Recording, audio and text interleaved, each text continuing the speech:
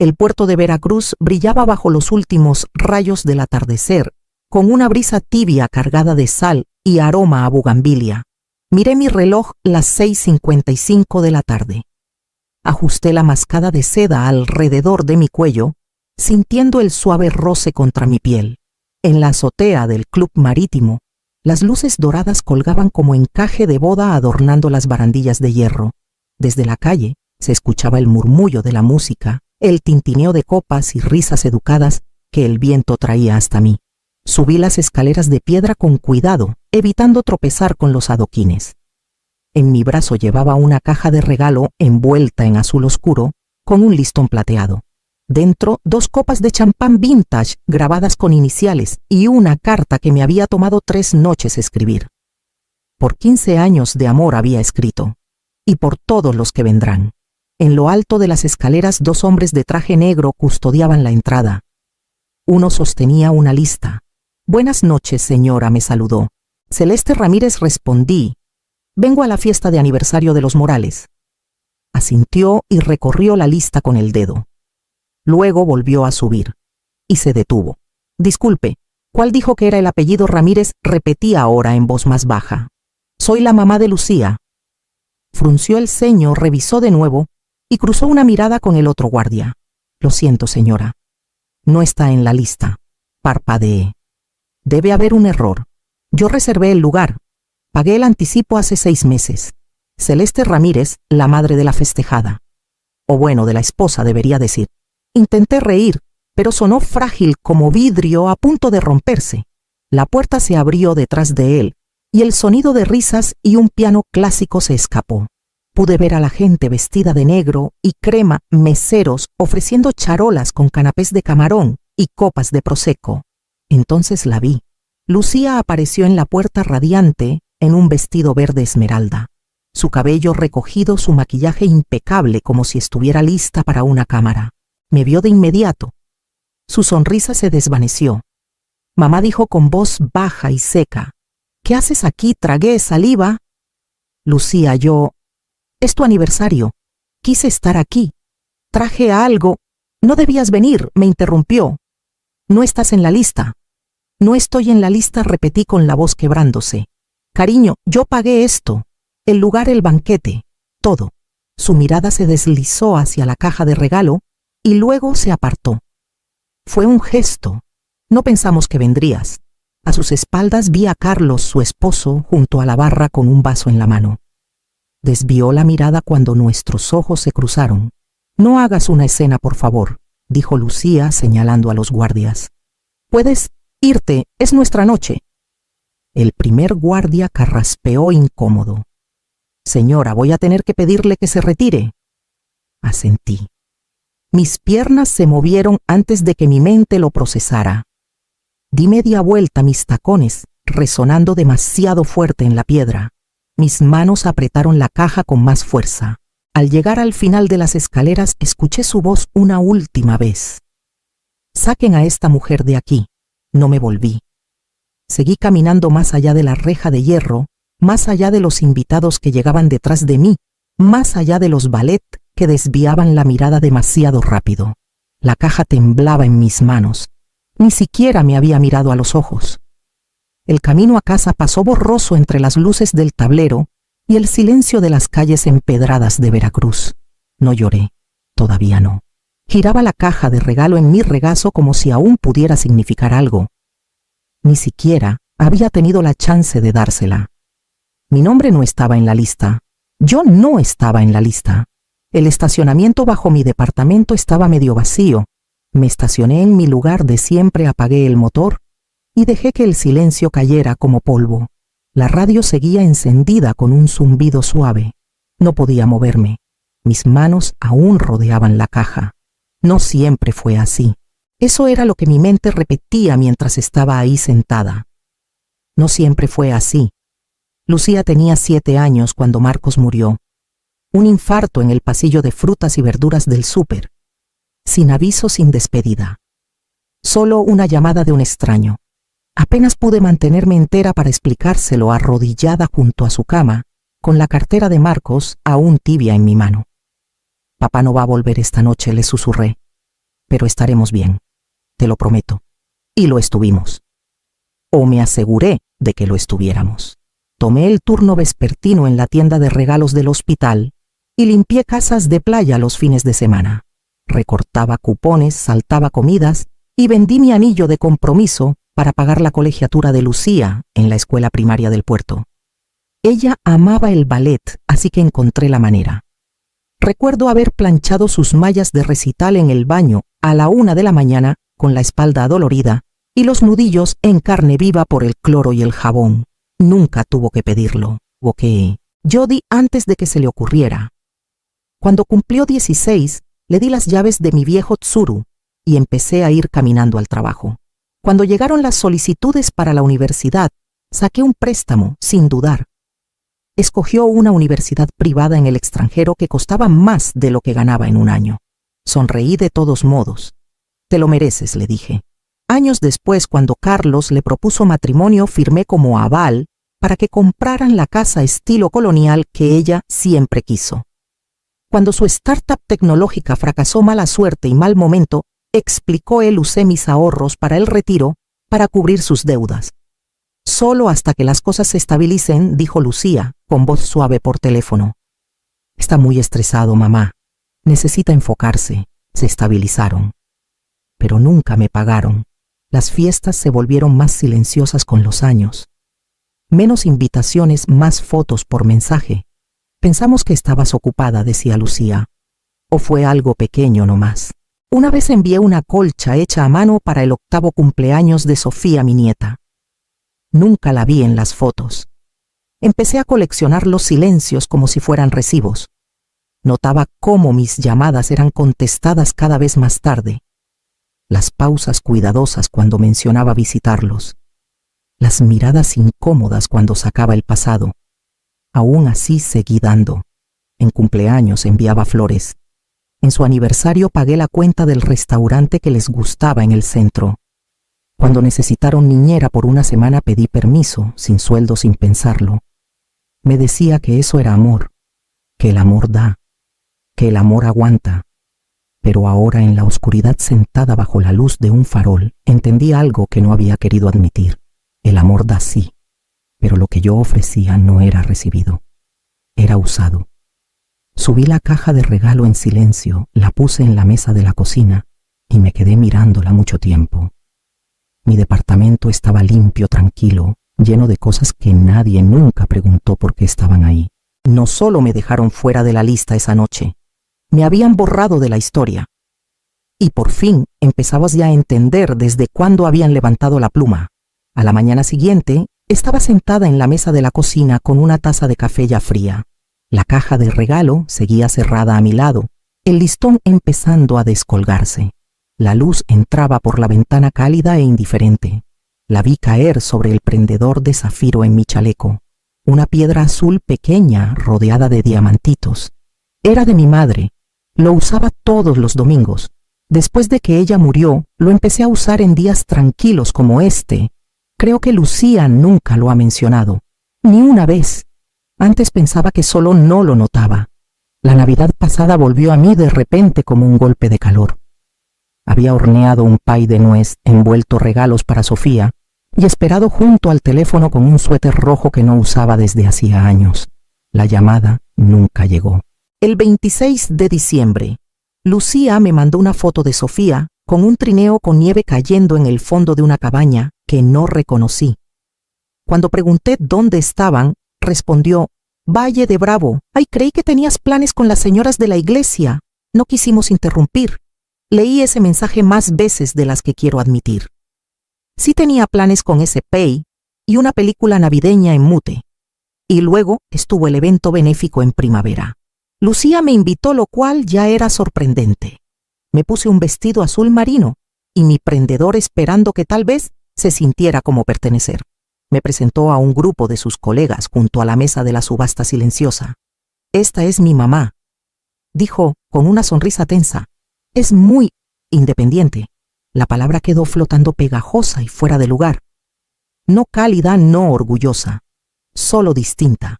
Una de las mujeres sonrió educadamente y luego se giró a hablar con alguien más. Pasé el resto de la noche fingiendo que me gustaba el rosado seco. 2 meses después, Carlos me llevó aparte en el recital escolar de Sofía. Le había contado a una pareja joven en nuestra mesa una breve historia sobre cómo Lucía cantaba canciones de musicales en la cocina incluso cuando no teníamos luz durante el huracán del 2004. Era una historia tierna. O eso pensé. Después Carlos se acercó y me dijo: Celeste, sé que no lo haces con mala intención, pero ¿podrías no contar tantas historias de lucha? Algunos de nuestros amigos no se identifican con eso. Sonreí y asentí fingiendo que entendía. Pero esa noche, frente al espejo, me pregunté si partes de mí estaban siendo borradas en silencio. La cosa es que no pasó de repente. Fue una exclusión lenta, cuidadosa. No violenta, solo constante, como el agua que talla la piedra. Y todo ese tiempo pensé que solo tenía que ganarme mi lugar de nuevo. Ser agradable, útil, silenciosa, pero ahora de pie frente a la ventana mirando la mañana lo dije en voz alta. Nunca estuve dentro. La línea no se trazó anoche. Había estado ahí por años. Solo que por fin di un paso y noté que estaba del lado de afuera. Y quizás por primera vez no me interesaba volver a cruzar. No dormí esa noche. No porque estuviera llorando, sino porque mi mente no paraba de encajar las piezas. A las 5 de la mañana, preparé un café tan fuerte que podría quitar pintura y saqué una caja metálica vieja del fondo del closet. Era más pesada de lo que recordaba, con la llave aún pegada debajo. Adentro una pila de folders, recibos sujetos con clips y una USB etiquetada Impuestos 2012-2019. La llevé a la mesa del comedor y empecé a ordenar.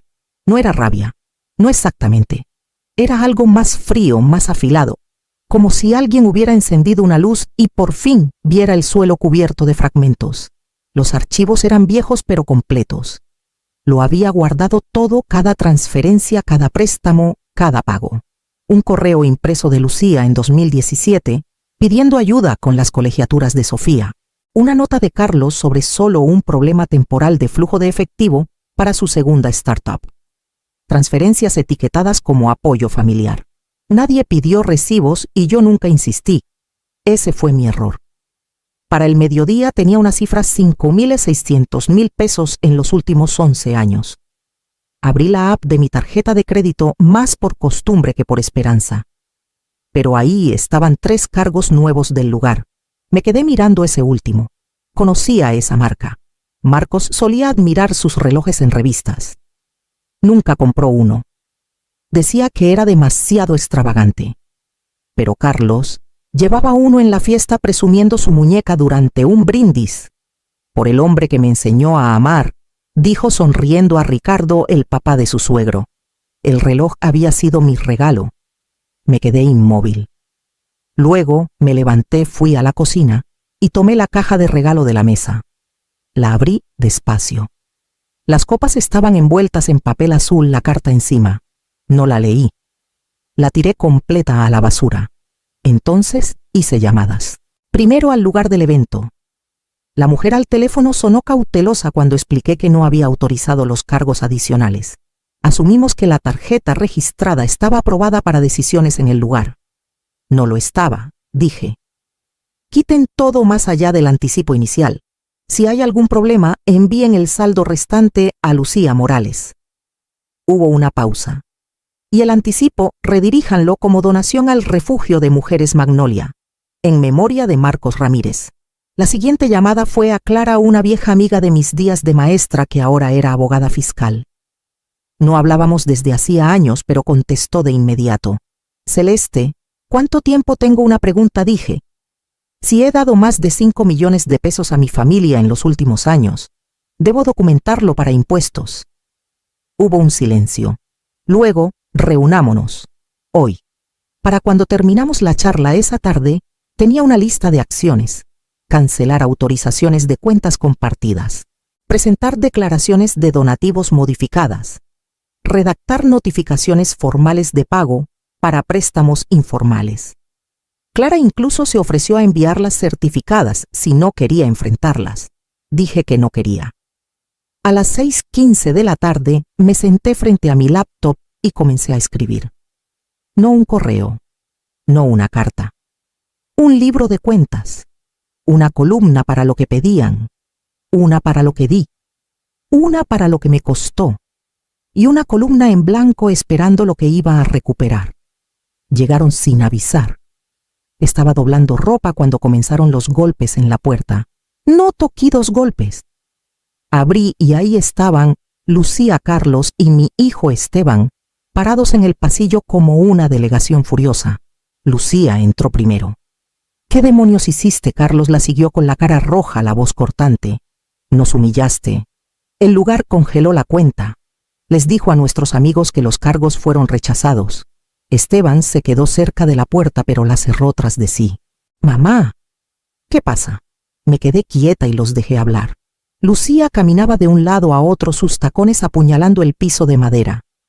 Se suponía que esto era una celebración, un momento familiar. ¿Y tú lo convertiste en qué? Una jugada de poder. Siempre haces esto, espetó. Siempre te las arreglas para hacerte la víctima.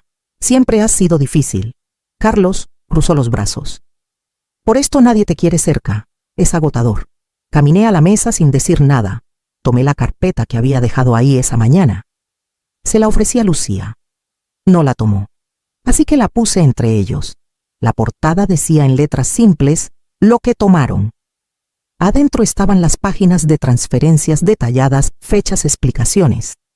Cada clase de ballet, cada préstamo, el primer pago de la hipoteca, la cena de ensayo de la boda, el fracaso del food truck, la colegiatura de Sofía, la inyección de capital de emergencia de Carlos, las navidades que se saltaron pero aceptaron transferencias de todos modos. No hice esto para humillarlos, dije. Mi voz era calma, demasiado calma. Lo hice porque pidieron más y finalmente necesitaba saber cuánto ya había dado. Esteban abrió la carpeta. Sus cejas se fruncieron mientras pasaba las páginas una por una. Carlos resopló. Ahora estás llevando la cuenta, no dije. Solo lo estoy escribiendo, porque claramente ninguno de ustedes recuerda. Lucía dio un paso hacia mí. Actúas como si te debiéramos algo. Así es, respondí tranquila. No el dinero. Me deben reconocimiento, honestidad, pero no estoy esperando que lo hagan. Su mandíbula se tensó. Nunca te pedimos que llevaras la cuenta. Los miré a los 3 con las manos firmes, la voz baja. No me sacaron de sus vidas, solo lo admitieron en voz alta. Esteban cerró la carpeta y la puso en la mesa. No me miró, ni a ellos. Lucía se giró hacia la puerta tomando su bolso. Esto se acabó. Te arrepentirás de esto, mamá, algún día cuando estés sola. Ya he estado sola, dije. Esto no es nuevo. Se fueron sin decir más. La puerta se cerró con un golpe sordo. Me quedé ahí un momento, la carpeta aún en la mesa, la ropa a medio doblar en la otra habitación. Luego caminé a la cocina, me serví un vaso de agua y miré por la ventana mientras el sol caía detrás del horizonte. Mis manos no temblaban. Mi voz no se había quebrado. Y por primera vez en años, el silencio en mi casa no se sintió como castigo. Se sintió como espacio. Un espacio que ahora iba a proteger. 6 meses pasaron como un suspiro en un cristal lento al principio, luego desaparecido. Vendí el departamento. Empaqué las carpetas, el prendedor, la colcha que nadie agradeció, y manejé al sur hacia algo más pequeño, más tranquilo. Una casita de 2 recámaras en las afueras de Mérida, encalada con persianas color espuma de mar. Había un limonero plantado en el patio trasero, y la agente inmobiliaria dijo que no había dado frutos en años. No me importó. Lo estaba intentando. Las mañanas llegaban más suaves aquí. Empecé a ser voluntaria 2 veces por semana en el refugio Magnolia, el mismo al que doné los fondos de la fiesta.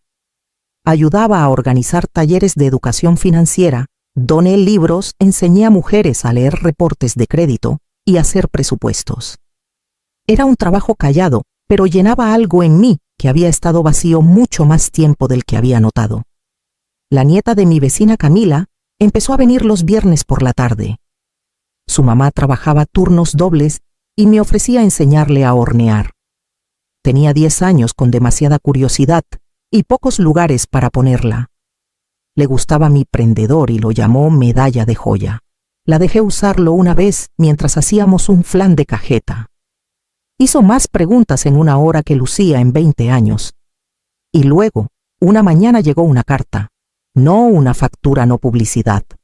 Un sobre de verdad escrito a mano con letras redondeadas. Querida abuela Celeste, te extraño. Mamá dijo que te fuiste porque estabas cansada. ¿Por qué no me dijiste? Te habría abrazado. Extraño tus historias. Puedo escribirte, estaba firmado con cariño, Sofía. Me quedé con la carta una hora antes de moverme. Luego envolví una copia de El Jardín Secreto, mi favorito de niña, y metí una nota que decía: siempre puedes visitarme, pero solo si traes preguntas, no disculpas. Antes de cerrar la caja, añadí una galleta de azúcar con limón de Camila. Solo porque sí. Esa semana me reuní con mi abogada y firmé nuevos documentos para el poder médico. Quité a Lucía y puse a mi vecina Corina. Ella me había llevado sopa cuando tuve gripa. Me sostuvo la mano cuando me mareé. Me preguntó cómo estaba y esperó la respuesta. No era la sangre lo que construía confianza. Era la presencia, el patrón, la constancia. Y quizás eso era el legado de verdad: a quien eliges, no a quien te asignan.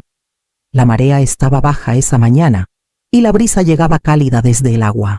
Me senté en un banco desgastado cerca de las dunas con un termo de té en las manos, viendo a una niña perseguir gaviotas por la arena. Su cabello volaba libre detrás de ella, sus piernas levantando al y risas, y por un momento se parecía a Sofía a esa edad, antes de la distancia, antes de que la voz cuidadosa de su madre le enseñara a dejar de hacer preguntas. La observé hasta que desapareció en la curva de la playa, un momento que pasa sin ceremonia, pero se queda de todos modos.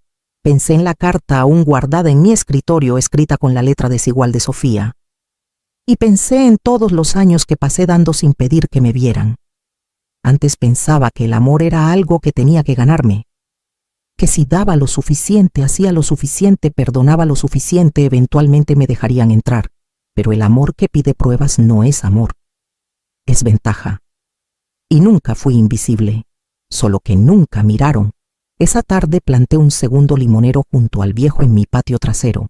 La tierra era arenosa y terca, pero cavé profundo de todos modos. Mis manos se llenaron de ampollas. Me dolían las rodillas, pero seguí hasta que las raíces estuvieron cubiertas, la tierra bien apisonada. El amargor puede echar raíces profundas, pero no tiene que quedarse. Me senté sobre mis talones con tierra bajo las uñas, la brisa aún moviéndose entre los árboles. Querían que fuera callada, agradecida, pequeña. Elegí algo más.